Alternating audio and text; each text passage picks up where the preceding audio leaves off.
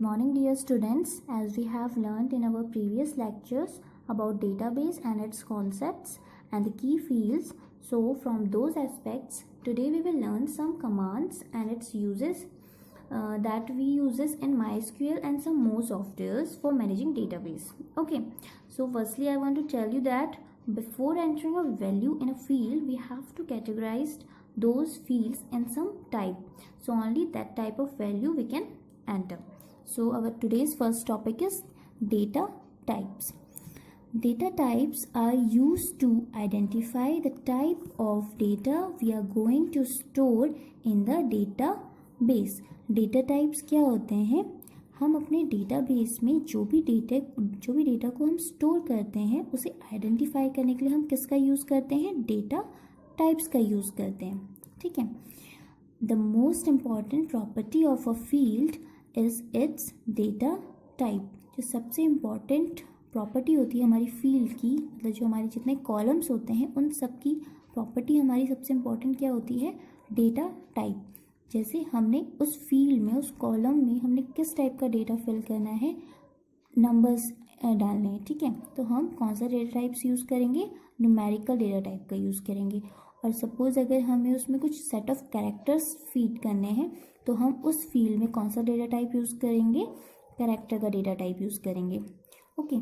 A field's data type determines what type of data we can enter into a field. जो field का data type होता है वो ये डिटरमाइन करता है, वो ये बताता है कि हम किस टाइप का डेटा उस फील्ड में डालेंगे. ठीक है. So some important data types are first numeric data types such as int, tiny int, big int, float, real, etc. तो सबसे पहले हमारा क्या है? न्यूमेरिकल डेटा टाइप्स है. न्यूमेरिकल डेटा टाइप्स में क्या होते हैं? हमारे int मीन्स इंटीजर वैल्यूज आ सकती हैं. ठीक है.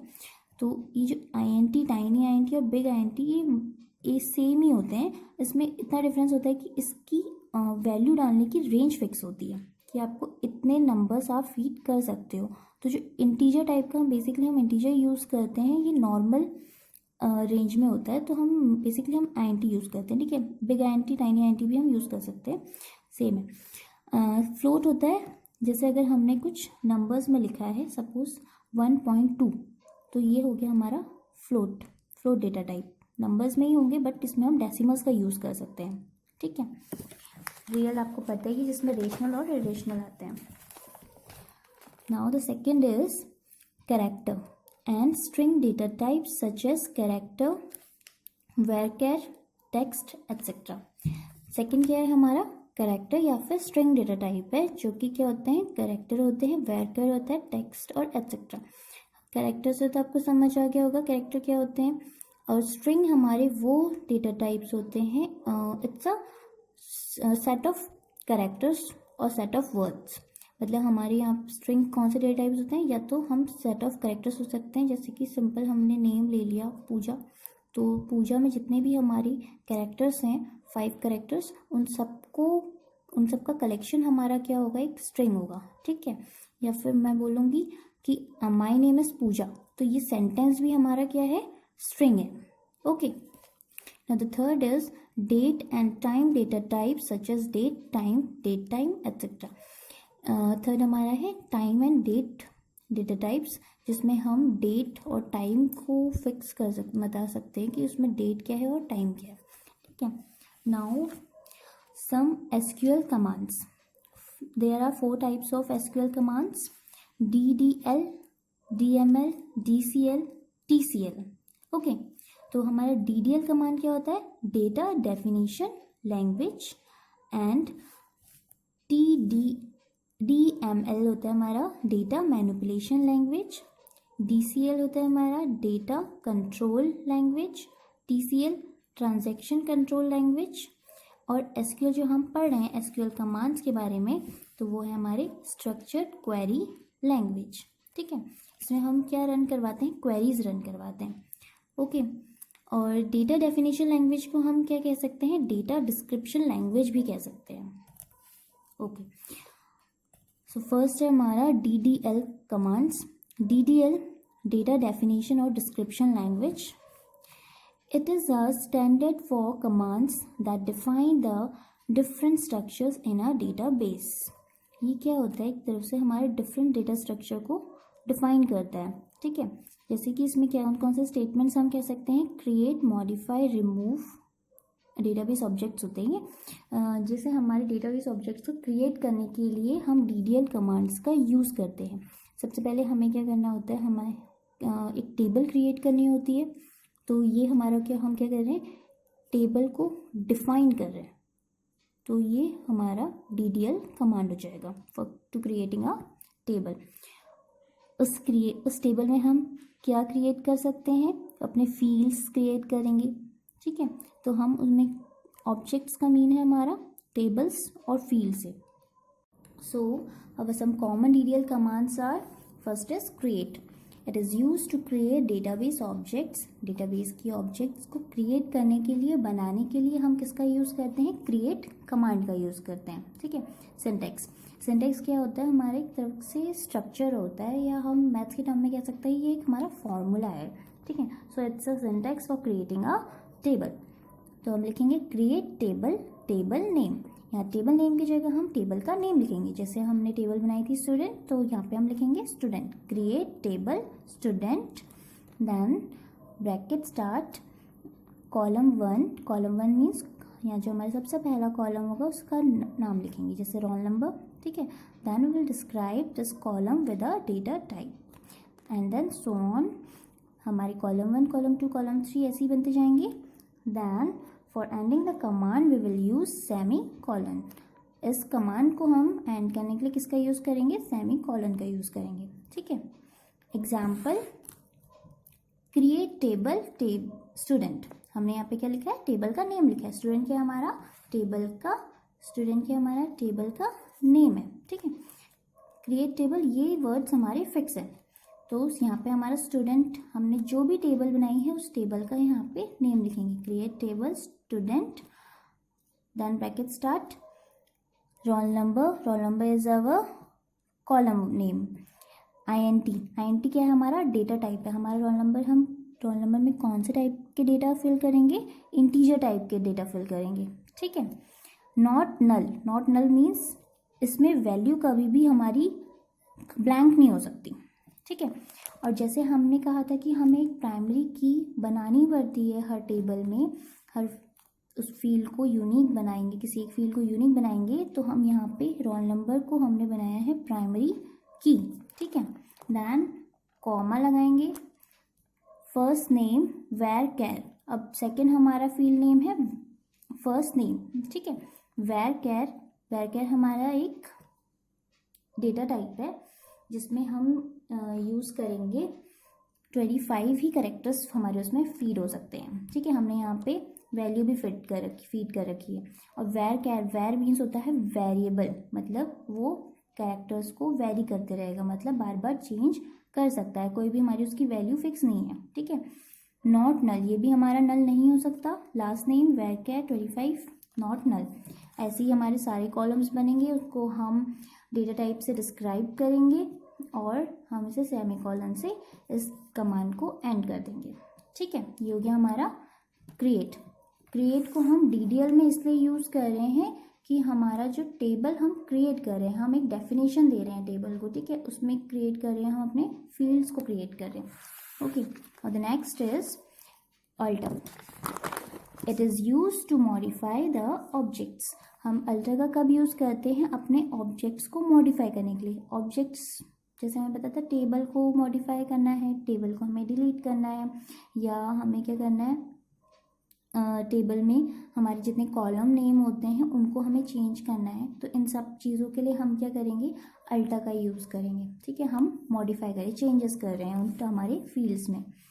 So first is for adding a new column. अब सपोज हमने एक टेबल बनाई है, उस टेबल में हमें क्या करना है, एक कॉलम ऐड करना है। तो हमारा सिंटेक्स क्या होगा, alter table name add column name data type.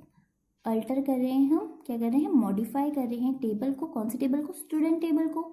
और फिर ऐड करेंगे, कॉलम नेम लिखेंगे जो भी हमें नई फील्ड ऐड करनी है, और उस फील्ड को डिस्क्राइब करेंगे डेटा टाइप से, ओके। Then semicolon.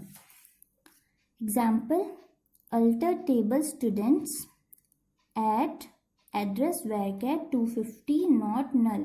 अब हमने क्या किया है, एक टेबल ली है, उस मतलब हमने स्टूडेंट टेबल ली है, उस टेबल को हमने मॉडिफाई किया. तो हमने लिखा अल्टर टेबल स्टूडेंट. हमने किसको मॉडिफाई करना है, स्टूडेंट टेबल को मॉडिफाई करना है और ऐड करना है.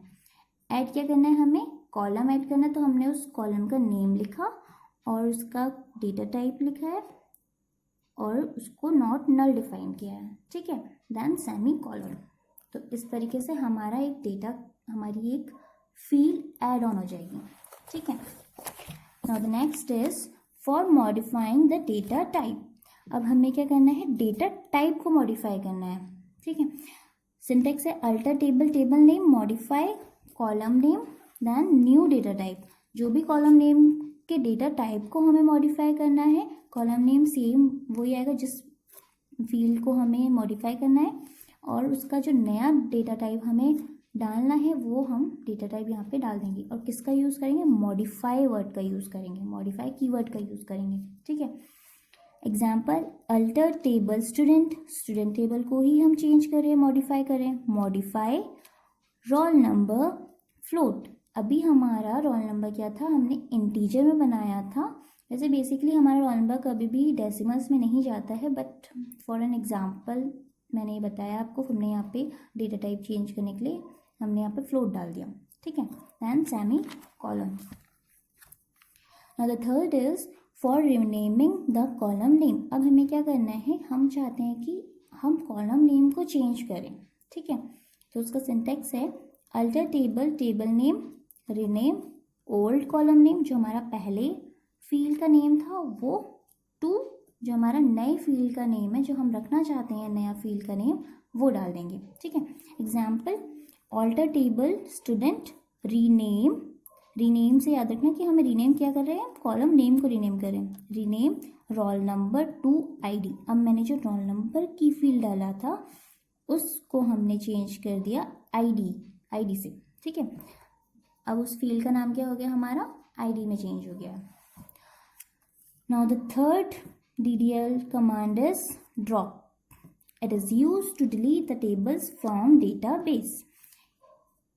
इसको हम ड्रॉप टेबल को हम क्यों यूज़ करते हैं, ताकि हम टेबल्स को डिलीट कर सके डेटाबेस से. ठीक है. हमें टेबल्स हमारे डेटाबेस में हम किस किस को डिलीट कर सकते हैं, रोज़ को डिलीट कर सकते हैं और टेबल्स को डिलीट कर सकते हैं. ठीक है. तो ड्रॉप कमांड से हमारा सिर्फ पूरा टोटल टेबल ही डिलीट हो जाएगा. ठीक है. हम ड्रॉप कमांड से एक पर्टिकुलर रिकॉर्ड को डिलीट नहीं कर सकते. हम ड्रॉप कमांड जब भी यूज़ करेंगे तो हमारी पूरी टेबल डिलीट होगी. ठीक है. सिंटेक्स हमारा drop table table name then semicolon. Example, drop table student. अगर हम यूज़ करेंगे ड्रॉप कमांड का तो हमारी जो स्टूडेंट टेबल होगी वो पूरी डिलीट हो जाएगी. जितनी भी हमने उसमें वैल्यूज़ या डेटास हमने सेव करे थे, जितने हमारे की फील्ड्स थे, वो सारे के सारे क्या हो जाएंगे, डिलीट हो जाएंगे. ठीक है. Now our second command is DML command, that is data manipulation language. It is a standard for commands that enables users to access and manipulate data in a database. ये कमांड्स किसके लिए होते हैं, ताकि यूज़र क्या कर सके, हमारे जो डेटा स्टोर हैं टेबल्स में उन्हें एक्सेस कर सके, उन्हें रिट्रीव कर सके, उन्हें निकाल सके. ठीक है. जो उन्हें चाहिए पर्टिकुलर रिकॉर्ड, और उससे मैनिपुलेट कर सके डेटा इन अ डेटा. मतलब मैनिपुलेट वो किस वे में कर रहा है कि हमें एक सिलेक्शन चाहिए होता है ना, कि हमें इतना ही डेटा चाहिए, ये या फिर हमें डेटा को इंसर्ट करना होता है. ठीक है. जैसे हमें रिकॉर्ड, कोई न्यू रिकॉर्ड इंसर्ट करना होगा, वो भी सारे कमांड्स हमारे किस में आएंगे, DML कमांड्स में आएंगे. तो अब some common DML commands are, first is select. It is use for retrieval of information from the database. इस सेलेक्ट कमांड को हम किस लिए यूज़ करते हैं, अपने किसी भी एक पर्टिकुलर रिकॉर्ड को या फिर सेट ऑफ रिकॉर्ड्स या फिर पर्टिकुलर फील्ड्स या सेट ऑफ फील्ड्स को एक्सेस करने के लिए, उनका इंफॉर्मेशन को रिट्रीव करने के लिए हम सेलेक्ट कमांड का यूज़ करते हैं. ठीक है. Syntax, select column name 1 column name 2 from table name. इस सिंटेक्स में हमने सिर्फ 2 कॉलम्स को ही रिट्रीव करना चाहते हैं, सिर्फ 2 कॉलम्स, सिर्फ 2 फील्ड्स की ही वैल्यूज़ को हम रिट्रीव करना चाहते हैं। अदरवाइज़ अगर हम बहुत सारे कॉलम नेम चाहते हैं, अगर 3, 4, तो हम कॉलम नेम को ऐड ऑन कर सकते हैं, ठीक है। पर अगर हमें सारे टेबल्स, सारी फील्ड्स चाहिए होंगी तो हम एक एक करके कॉलम नेम नहीं लिखेंगे, तब हम यूज़ करेंगे select star from table name. Star means होता है हमारे सारे कॉलम्स की जो जितने भी नेम होते हैं वो सारी उसमें फीड हो जाती हैं, ठीक है। Select star from table name where column name equals to value. अब वेयर क्या है, हमारी एक तरीके से कंडीशन है कि हम किस कंडीशन में हम वैल्यू को या रिकॉर्ड को हम एक्सेस करना चाहते हैं। हमने लिखा है select star from table name, मतलब हमने फील्ड तो सारे लिए हैं, सारी वैल्यूज़ मतलब फील्ड्स कॉलम्स हमने सारे सेलेक्ट करे हैं, ठीक है। बट हमने एक पर्टिकुलर वैल्यू को डिफाइन कर दिया है जिसके थ्रू हमारे सिर्फ वो ही रिकॉर्ड्स आएंगे, वो ही रोज़ आएंगे जिनमें वैल्यू हमारी कॉलम नेम की एक वैल्यू क्या होगी जो हमने फीड की होगी, ठीक है। जैसे एग्जांपल हम देखते हैं, एग्जांपल है select star from student where first name equals to Nidhi. हमने क्या लिया है, स्टार फ्रॉम स्टूडेंट, मतलब स्टार में स्टार मीन्स हो गया हमारा, हमने सारी फील्ड्स सेलेक्ट करी हैं, कौन सी टेबल से, स्टूडेंट टेबल से, जिसमें हमारी कंडीशन है वेयर की, वेयर जिसमें फर्स्ट नेम इक्वल्स टू निधि। जिस भी फर्स्ट नेम की जो वैल्यू निधि होगी, अगर निधि हमारी 2 टाइम्स, मैंने कहा था ना अगर हमारी वैल्यूज़ अगर डुप्लीकेट हैं हमारी वैल्यू, ठीक है, अगर 2 टाइम्स निधि होगा तो हमें दोनों निधि लोगों का रिकॉर्ड हमें रिट्रीव होके आएगा, ओके। तो हमने यहाँ पे एक टेबल बनाई थी ये वाली, तो इस टेबल में हमारा निधि जो नेम है वो सिर्फ एक ही बार आया है ना, और हमने सारे फील्ड्स को सेलेक्ट किया है, तो हमें क्या आउटपुट आना चाहिए, सिर्फ ये वाली ही फील्ड, इसी निधि का ही रिकॉर्ड हमें रिट्रीव होना चाहिए, ओके। तो हमने जब ये कमांड, ये क्वेरी को जब हमने रन किया तो हमें आउटपुट मिला, टेबल नेम हमारा स्टूडेंट था, ठीक है, student ID, first name, last name, course ID, इतने ही फील्ड्स थे हमारे उस टेबल में, और हमने निधि का रिकॉर्ड फाइंड आउट कर लिया, निधि का रिकॉर्ड एक्सेस कर लिया। तो हमने यहाँ पे निधि की हमारी सारी वैल्यूज आ गई, okay. Now the second is insert. It is used for insertion of new information into the database. Insert का हम कब यूज़ करते हैं, जब हमें कोई एक न्यू रिकॉर्ड को फीड करना होता है, तब हम इंसर्ट कमांड का यूज़ करते हैं, ठीक है। सिंटेक्स है इंसर्ट इनटू टेबल नेम, हमें किस में इंसर्ट करना है, स्टूडेंट टेबल में। अभी हम स्टूडेंट का एग्जाम्पल ले रहे हैं, ठीक है। तो हमने उस स्टूडेंट नेम में जब हमें स्टूडेंट टेबल में जब हमें फीड करना होगा कोई एक नया रिकॉर्ड, तो हमें पहले उसके कॉलम नेम को डिफाइन करेंगे, ठीक है, कॉलम 1, कॉलम 2 उनके नेम लिखेंगे फील्ड्स के, then we will write values, उसमें हमें जो जो वैल्यूज़ फीड करनी है उस न्यू रिकॉर्ड में हम इसके अकॉर्डिंग ही फीड करेंगे। अगर कॉलम 1 का ही रिकॉर्ड पहले भरेंगे, ठीक है, 1, 2, 3 एंड सो ऑन। एंड हम इसमें सेकेंड सिंटेक्स हमारा ये होता है कि अगर हम अकॉर्डिंगली भरेंगे तो हमारी वैल्यू वैसे ही फीड होगी, ठीक है। जैसे इंसर्ट इनटू टेबल नेम, हमें कॉलम नेम लिखने की ज़रूरत नहीं पड़ेगी। अगर यहाँ पे हम कॉलम नेम्स को आगे पीछे लिखेंगे तो वैल्यूज़ को भी हम उसके ही अकॉर्डिंग वैल्यूज़ को फीड करेंगे, ठीक है। बट अगर हमें पता है हम एक सिक्वेंशियल वे में लिख रहे हैं तो हमें कॉलम नेम लिखने की ज़रूरत नहीं है, तब तो हम सिर्फ डायरेक्ट लिख सकते हैं values, value 1, value 2, value 3 and so on, okay. Example insert into student, then values, हमने एक नया रिकॉर्ड डाला, हमारा जो ये टेबल था इसमें हमारा क्या था, पहले स्टूडेंट आईडी था, first name, last name, course ID, तो हमने एक नया रिकॉर्ड इंसर्ट किया है, रिकॉर्ड हमारी आईडी का नंबर ये हो गया, और फिर नेम डाला हमने Ashwini Rawat, then course ID, okay. Now the third is our delete command.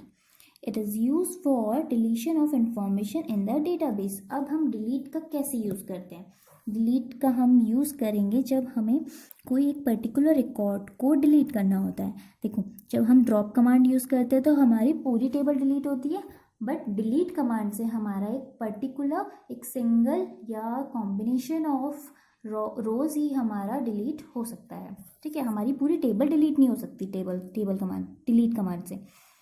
Syntax हमारा delete from table name, it will delete all the data from the table.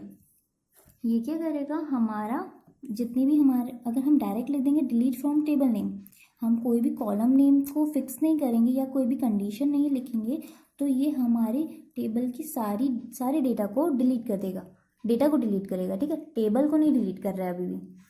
Then second है हमारा delete from table name where column name equals to value. अगर हम कोई condition देते हैं तो हमारा एक पर्टिकुलर रिकॉर्ड ही डिलीट होगा, ठीक है। Delete from student where student ID equals to L00247। अभी हमने एक डेटा भरा था, ये वाला लास्ट डेटा भरा था ना अश्विनी रावत वाला, तो वो ही डेटा को हमने क्या किया है, डिलीट कर दिया है। तो जब हम इस डेटा को डिलीट करेंगे तो हमारी वो जो पहली की टेबल थी एज इट इज शो होगी। It will delete the row according to the given condition. ये कैसे डिलीट करेगा हमारे डेटा को, अकॉर्डिंग टू दी कंडीशन, क्योंकि हम यहाँ पे वेयर कंडीशन का यूज़ कर रहे हैं। Okay, so that's all for today. On the next class, we will do some questions on the basis of these commands. Okay, students, thank you.